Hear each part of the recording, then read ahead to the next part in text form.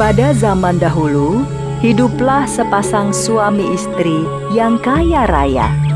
Sayangnya, pasangan suami istri ini belum dikaruniai anak. Namun, mereka tidak putus asa. Sepanjang hari, mereka berdoa agar segera diberi anak. Tuhan kemudian mengabulkan doa mereka. Tidak lama berselang, pasangan suami istri tersebut dikaruniai seorang bayi laki-laki yang sehat dan kuat. Kebo Iwa, itulah nama yang kemudian diberikan oleh orang tuanya. Meskipun masih kecil, Kebo Iwa memiliki nafsu makan yang sangat kuat. Sekali makan, Kebo Iwa bisa menghabiskan jatah makan untuk 10 orang. Seiring berjalannya waktu, serta jatah makannya yang sangat banyak, membuat Kebo Iwa cepat tumbuh menjadi manusia dewasa. Ketika telah menjadi dewasa, jatah makan Kebo Iwa semakin menjadi-jadi.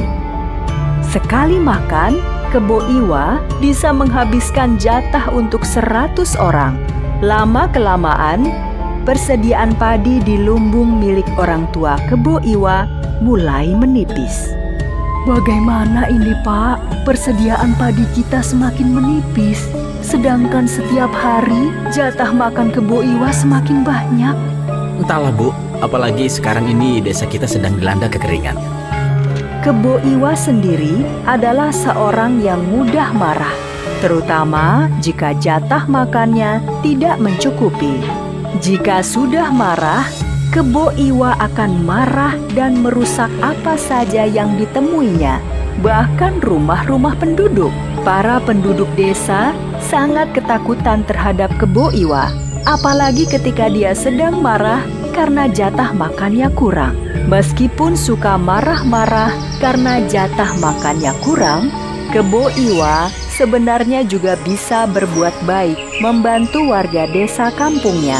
Kebo Iwa juga bersedia melakukan berbagai pekerjaan berat seperti membangun sumur. Kebo Iwa juga membantu pengairan di desanya. Dengan semangat, dia mengangkut batu-batu besar untuk membendung sungai. Setelah membendung sungai yang besar, Kebo Iwa pun lantas mendatangi rumah salah seorang warga desa. Makanan apa yang kamu punya? Aduh, maaf Kebo Iwa, tapi berasku sudah habis. Bagaimana ini? Mendengar warga desa tersebut tidak memiliki makanan, Kebo Iwa langsung marah. Hampir saja Kebo Iwa mengamuk. Tiba-tiba, dia mendengar suara sapi. Wah, suara sapi. Di mana sapi itu? Akhirnya, Kebo Iwa menemukan sebuah kandang di belakang rumah warga desa yang berisi 3 ekor sapi. Wah, sapimu gemuk-gemuk juga. Kurasa cukup untuk sekedar mengajal perutku hari ini. Warga desa yang ketakutan diam saja melihat Kebo Iwa mengambil sapinya. 3 ekor sapi itu pun tidak lama kemudian sudah berpindah ke perut Kebo Iwa. Nah, kalau perutku kenyang kan semuanya jadi beres.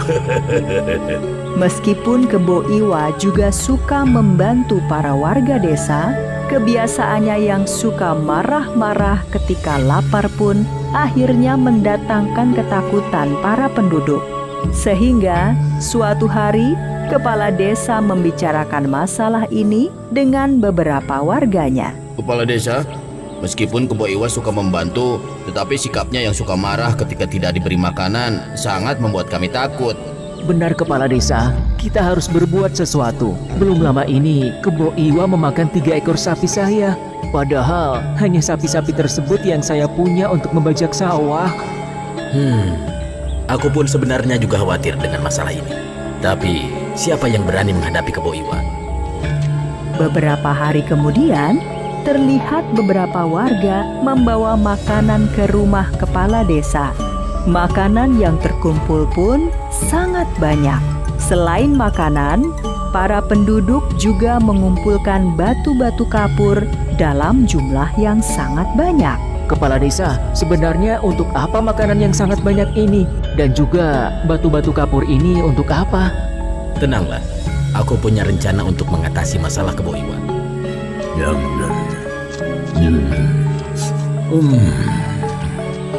Waduh, aku masih lapar nih. Kebo Iwa yang masih lapar itu kemudian didatangi oleh kepala desa dan beberapa warga. Hei, kenapa kalian datang ke sini? Apa kalian punya makanan? Aku masih lapar. Itulah tujuan kami ke sini. Kami punya banyak makanan dan akan memberikan semuanya. Asalkan kamu bersedia membantu kami. Ah, yang benar. Asal ada makanan, aku siap membantu kalian. Memangnya, apa yang bisa aku bantu? Selama ini sudah banyak rumah yang kamu rusak. Kami harap kamu bisa membangunnya kembali. Itu karena kalian tidak mau memberiku makan yang cukup. Tenanglah Kebo Iwa, kami akan memberimu makanan yang cukup banyak. Asalkan engkau membangun kembali rumah-rumah yang rusak tersebut. Baiklah, asalkan ada makanan, semuanya beres. Dan ada satu lagi, selama ini desa kita kekeringan, sehingga banyak yang gagal panen. Akibatnya, kami tidak bisa memberikan makanan yang cukup untukmu. Terus, aku harus bagaimana? Di dalam tanah masih banyak air. Kamu bisa membuat waduk dengan menggali tanah yang dalam. Dengan adanya waduk, maka sawah-sawah tidak akan kekeringan. Sehingga kami bisa memberikan makanan yang cukup untukmu. Tenanglah, selama ada makanan yang banyak, Kebo Iwa siap membantu pembangunan di Tidak desa ini. menunggu lama, Kebo Iwa segera memperbaiki rumah-rumah yang rusak akibat perbuatannya sendiri. Rumah-rumah sudah selesai aku perbaiki. Sekarang, mana makanannya? Sabar dulu. Jangan lupa buat waduk di sana. Dengan kekuatanmu, tidak membutuhkan waktu lama untuk membuatnya. Ya, baiklah, tidak masalah. Hei kepala desa, untuk apa batu kapur sebanyak ini? Kami warga kampung ingin membuatkan sebuah rumah besar untukmu. Tentunya membutuhkan banyak batu kapur kan? Wah, sungguh kebaikan kalian membuatku terharu. Iming-iming makanan banyak dan rumah besar membuat Kebo Iwa bekerja dengan semangat. Tanah lapang tersebut segera digali oleh Kebo Iwa dengan menggunakan kedua tangannya yang kuat. Tak lama kemudian, air mulai keluar dari lubang yang dibuat Kebo Iwa. Hei, kepala desa, lihat, air sudah keluar.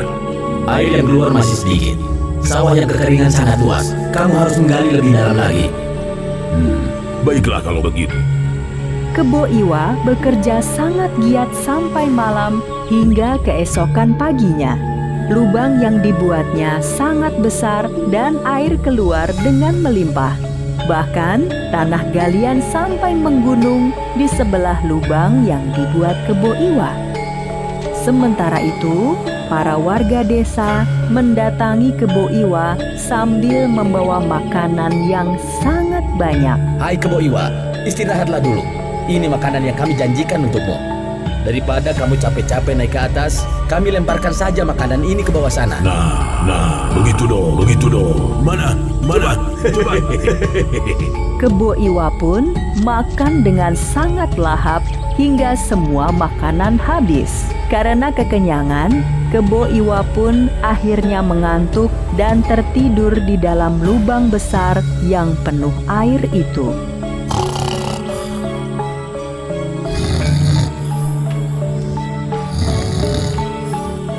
Kebo Iwa yang tidur sangat nyenyak itu tidak menyadari bahwa tubuhnya perlahan-lahan tenggelam ke dalam air. Cepat, lemparkan batu kapur itu ke dalam lubang semuanya. Jangan ada yang tersisa. Kepala desa dan warga desa bahu-membahu melemparkan batu kapur ke dalam lubang tempat Kebo Iwa tertidur. Tidak lama kemudian, lubang galian yang dibuat Kebo Iwa tertutup batu, sedangkan air terus saja masih keluar. Lantas, bagaimana nasib Kebo Iwa? Kebo Iwa pun terbangun dan menyadari dirinya tenggelam. Dia berusaha bangun dan keluar dari lubang. namun terlambat. Batu-batu kapur yang sangat besar dan banyak telah menimpanya. Tidak lama kemudian, Kebo Iwa pun mati tenggelam di dalam lubang yang digalinya sendiri. Lubang yang dibuat Kebo Iwa terus-menerus mengeluarkan air yang sangat banyak. Akibatnya, lubang tersebut perlahan-lahan berubah menjadi danau. Sedangkan galian tanah yang menumpuk tinggi berubah menjadi sebuah gunung di pinggir danau tersebut. Di kemudian hari, danau tersebut dikenal dengan nama Danau Batur. Sedangkan gundukan tanah yang berubah menjadi gunung tersebut dikenal dengan nama Gunung Batur.